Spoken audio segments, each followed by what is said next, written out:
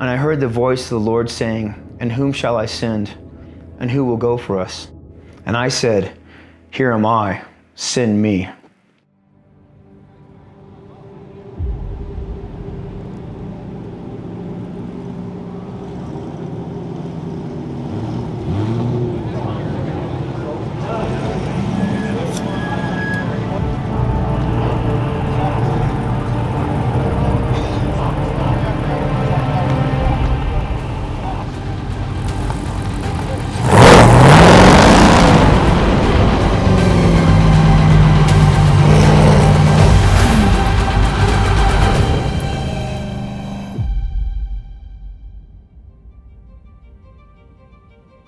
I came in the Army the first time in 1994. I did a tour in Bosnia in 97. I got out in 99. Then I went to Fresno State for 6 years, got my undergraduate in clinical dietetics. Of course, at that time, 9/11 happened, so I went back in the Army, became a Green Beret, got selected to be a Special Forces medical sergeant. The first time I joined was to fight for my country. The second time I joined was to fight for the man on my left and right, and that's what it's all about. Green Beret is what's known as Special Forces. So you'll hear the term Special Forces used a lot with maybe Navy SEALs, Ranger Regiment, but really the Green Berets are the only ones that are allowed to really have that title of Special Forces. That's why in my racing suit you'll see that the tabs have Special Forces on it.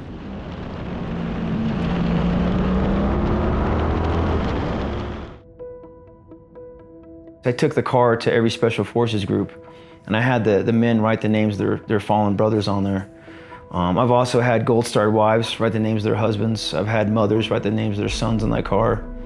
But I went all over America to all the Special Forces groups. You know, I figured that this would be the greatest thing I could do to kind of get the names of my buddies out there, you know, all of our fallen Green Berets. Thomas Al Biddle. Like I said, he's one of the bigger vinyl names on there. We went by his middle name, Al. He was the 18 Fox Intel guy on my team. And he ended up killing himself December 6, 2011 on his birthday. He was about 2 years out from retiring. And then that very next month, I lost my buddy, Ben Wise.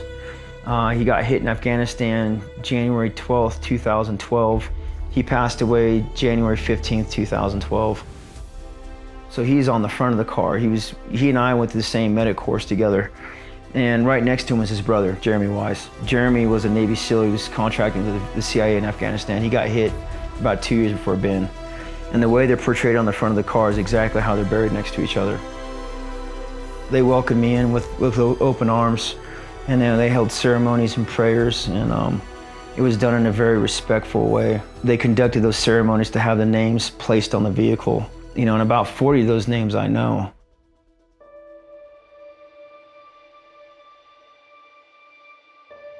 God told me to do this. And I didn't know how I was gonna do it. I was flat broke and a train wreck of a human being.